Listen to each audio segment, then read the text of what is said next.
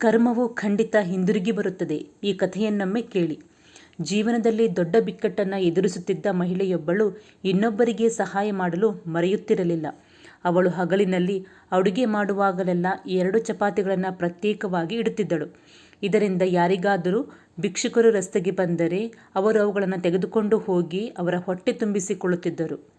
ಅವಳು 2 ಚಪಾತಿಗಳನ್ನು ತೆಗೆದು ಮನೆಯ ಹೊರಗೆ ಕಿಟಕಿಯಲ್ಲಿ ಇಡುತ್ತಿದ್ದಳು.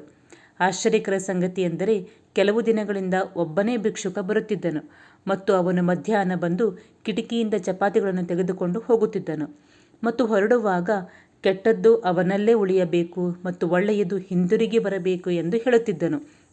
ಅವನು ಹೀಗೆ ಹೇಳುವಾಗಲೆಲ್ಲ ಈ ಮಹಿಳೆ ಇವನು ಎಂತಹ ಭಿಕ್ಷುಕ ಎಂದು ಬೇಸರ ಪಡುತ್ತಿದ್ದಳು. ಅವನು ಧನ್ಯವಾದ ಹೇಳುವುದೇ ಇಲ್ಲ, ಬದಲಿಗೆ ಏನೋ ಹೇಳುತ್ತಾನೆ.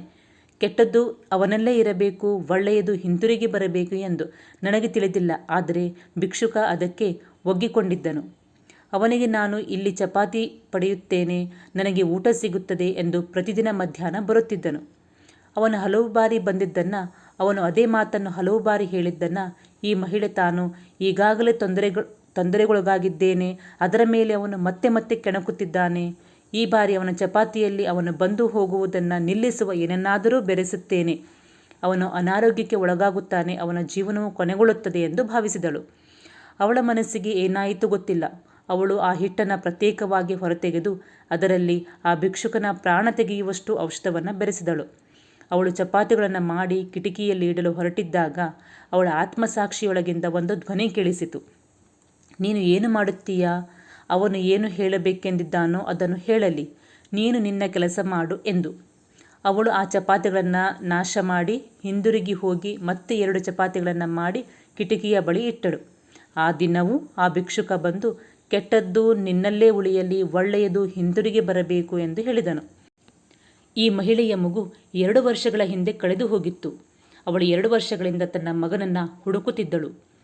ಒಂದು ದಿನ ಮನೆಯ ಕರೆಗಂಟೆ ಬಾರಿಸುತ್ತದೆ ಮತ್ತು ಆಕೆಯ ಮಗು ಮನೆಯ ಮುಂದೆ ನಿಂತಿರುತ್ತದೆ.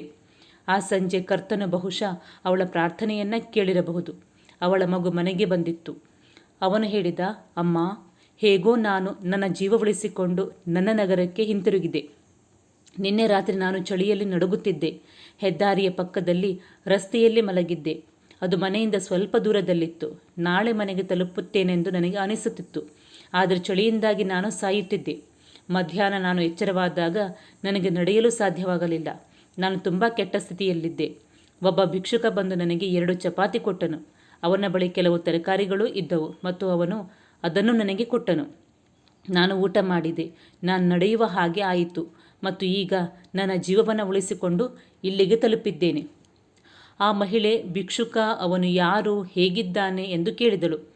ಆ ಮಗು ಹೇಳಿತ್ತು, ಭಿಕ್ಷುಕನ ರೂಪ ನಾನು ಹೇಳಲಾರೆ, ಆದರೆ ಅವನು ಕೆಟ್ಟದ್ದು ಅವನಲ್ಲೇ ಇರಬೇಕು, ಒಳ್ಳೆಯದು ಹಿಂತಿರುಗಿ ಬರಬೇಕು ಎಂದು ಹೇಳುತ್ತಿದ್ದ. ಆ ಮಹಿಳೆಗೆ ಭಿಕ್ಷುಕನ ನೆನಪಾಯಿತು. ಆ ವಿಷಪೂರಿತ ರೊಟ್ಟಿಗಳನ್ನು ಅಲ್ಲೇ ಇಟ್ಟಿದ್ದರೆ ಆ ಭಿಕ್ಷುಕನು ಸಹಾಯ ಮಾಡಬೇಕಾಗಿರುವುದರಿಂದ ಅವುಗಳನ್ನು ತನ್ನ ಮಗುವಿಗೆ ಕೊಡುತ್ತಿದ್ದನು ಮತ್ತು ನನ್ನ ಮಗು ಹಿಂತಿರುಗಿ ಬರಲು ಸಾಧ್ಯವಾಗುತ್ತಿರಲಿಲ್ಲ ಎಂದು ಆ ಮಹಿಳೆಗೆ ಅರ್ಥವಾಯಿತು. ಈ ಸಣ್ಣ ಕಥೆ ಇದನ್ನೇ ಕಲಿಸುತ್ತದೆ. ಜೀವನದಲ್ಲಿ ಕರ್ಮದ ವೃತ್ತವು ತುಂಬ ದೊಡ್ಡದಾಗಿದೆ ಮತ್ತು ಅದು ನಿಮ್ಮನ್ನು ನೀವು ಪ್ರಾರಂಭಿಸಿದ ಸ್ಥಳಕ್ಕೆ ಹಿಂತಿರುಗಿಸುತ್ತದೆ. ನೀವು ಆರಿಸಿಕೊಂಡ ಗಮ್ಯಸ್ಥಾನವನ್ನು ನೀನು ಪಡೆಯುತ್ತೀರಿ. ಆದ್ದರಿಂದ ಕರ್ಮವನ್ನು ಉತ್ತಮವಾಗಿರಿಸಿಕೊಳ್ಳಿ, ಎಲ್ಲವೂ ಒಳ್ಳೆಯದಾಗುತ್ತಾ ಹೋಗುತ್ತದೆ. ಈ ಕಥೆ ಇಷ್ಟವಾದರೆ ಲೈಕ್ ಮಾಡಿ ಮತ್ತು ಶೇರ್ ಮಾಡಿ. ಮತ್ತೆ ಮುಂದಿನ ವಿಡಿಯೋದೊಂದಿಗೆ ಇನ್ನೊಂದು ಕಥೆಯೊಂದಿಗೆ ಮತ್ತೆ ಭೇಟಿಯಾಗುತ್ತೇನೆ. ಅಲ್ಲಿಯವರೆಗೆ ಧನ್ಯವಾದಗಳು.